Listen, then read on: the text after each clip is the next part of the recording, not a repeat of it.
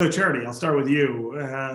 You say this is a direct response to some of the challenges that Black businesses have been experiencing over the last year. Of course, we have seen all kinds of businesses have a real hard time during COVID, but talk just a little bit about the particular problems and challenges that Black businesses are experiencing right now. Yeah, thanks, Steve. So, Black businesses have had this challenge long before COVID, right? In 2018, the Kellogg Foundation issued a report that talked about the business case for closing the racial equity gap. And it talked about over $60 billion that Michigan stands to gain if we actually close that gap. That was 2018, pre-COVID. And just like the virus, the impacts of COVID hit Black businesses harder than any others. I'll give you an example. I talk about this a lot. It's something that's been remedied, but you imagine when, businesses were shut down and everyone is saying to the government, we need some sort of relief. Government issues out PPP in its first round. And the number of Black businesses that were unable to attain PPP because they issued it and you had to have a lending relationship with the bank. And so we know that Black businesses don't lack lending relationships with the bank because they don't want them. But there has been a series of policies over the years that have prevented Black businesses from having that same access. And so when you are hit with a pandemic and then your first option for help is saying you have to have something that you've been denied.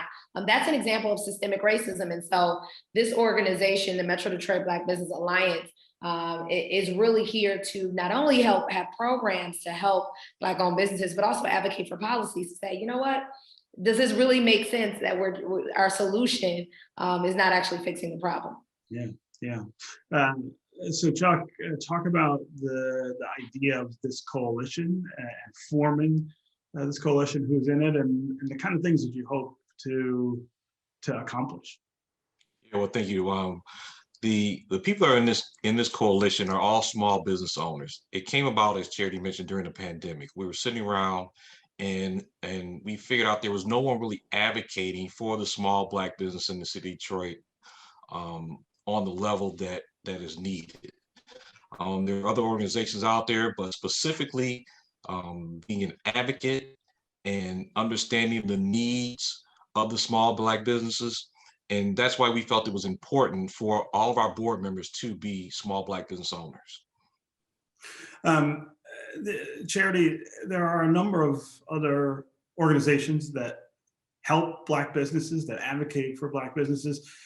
Distinguish this new group from some of those others and talk about the opportunities to work together. Yeah, absolutely. So, when I talk about that $69 billion number, right, it takes collaboration and partnership to get there. No one is going to do that on their own. But, some of the things that distinguish the Metro Detroit Black Business Association is we hope to establish business resource centers really all across the region, but we're going to start in downtown Detroit this year where our business owners, our Black-owned business owners, whether you're, doing hair on the west side of Detroit or you own a coffee shop, you can come and have access to free internet and co-working space downtown. We're launching a Black business directory that will include every single Black business in Wayne, Oakland, and Macomb County. And then, our cornerstone program is really going to be our Capital Connect program. And we are launching that really, really soon because the clock is ticking on this second round of PPP. But what we see as the barrier, the biggest barrier for Black businesses is access to capital in all of its forms, loans, grants, abatements, right? Opportunities for Black businesses to access the resources that they need. And so our Capital Connect program, which is going to be launching pretty soon, is definitely one of those things that will distinguish us from other organizations. Yeah. And will there be a lot of cross work and collaboration with other organizations as well? Oh, absolutely. I mean, again, we talked about this at our opening, at our launch event, that we will not accomplish our goals if we set to do it alone. And so everything that you'll see us do, you'll see us doing it in collaboration. Anybody that is connected or anybody that cares about closing this racial equity gap, we invite them to work with us because we're going to need their help. If you think about the number of Black businesses in Detroit alone, it's huge, right? And then you start thinking about Wayne County, and then Oakland County and Macomb County. So we need about 3 other MDBBAs to be working in order for us to even hit what we think our goal is. Yeah. Chuck, as we said earlier, we've been talking about these things, these challenges to Black businesses in Detroit for a really long time. I wonder if you can give our viewers a sense of what the landscape looks like right now for Black businesses in Detroit. There's been some progress, of course, but give us a sense of the kind of things that you face and how COVID maybe has even made those things worse.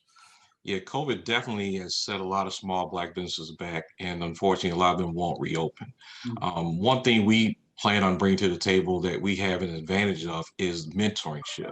So those businesses that are in business, say for instance, when I started off 17 years ago in the restaurant industry, we opened Cutter's Bar and Grill, or purchased Cutter's Bar and Grill. I didn't have a mentor. So just imagine how far ahead I could have been if I had a mentor. So mentorships are very important to us, and we're going to lend our expertise in individual fields. So we're covering the hospitality fields. We have people in the construction industry, people in the beauty salon and hair industry. So we're going to try to make sure that we connect the right people with those that are currently in business looking for resources, and also that need mentors. Yeah, and Chuck, coming out of the pandemic, a lot of things are going to look different. I mean, they're going to look different for good. Talk about some of the things that you expect to face, even when the world kind of gets back to normal. I think that wealth gap and that financial challenge is still going to be there. So we're going to try to bridge that gap for people, for individuals. Businesses are going to need long-term financial support. The PPP loans are great that are out there. There are other programs that are coming out. I can speak specifically to the restaurant industry. I think there's a restaurant relief fund that's going to help people stay in business. But those people from gyms to shutter venues, concert venues, all those industries are going to need support. And we're going to try to provide that support through our Financial and Capital Connect program. Yeah. Charity, you come to this work out of the mayor's office. I wonder if you have thoughts about the ways in which government, and particularly government in this city, might do more to try to strengthen that Black business environment that's so important. Yeah, I keep referring back to the Kellogg report because I think it's so important. Every single entity, every single institution has a role to play. And we're here to remind everyone of that role. You think about where, the racial wealth gap that exists did not happen by accident. And in fact, there was, intentionality from governments, from financial institutions. And so everybody has a role to play in closing that gap, including government, including city government, including state and federal government. So we definitely will be advocating for policy that makes sense, policy that is inclusive, policy that is intentional around helping Black businesses thrive. Yeah, and what about the relationship between non-Black owned businesses and Black businesses in Detroit? We've seen, of course, an influx of new businesses in the city that are not owned by our community. They're investing, they're starting to serve people in the city. How well is that working alongside the need to, to invest in Black businesses and grow them? And are they playing an important role?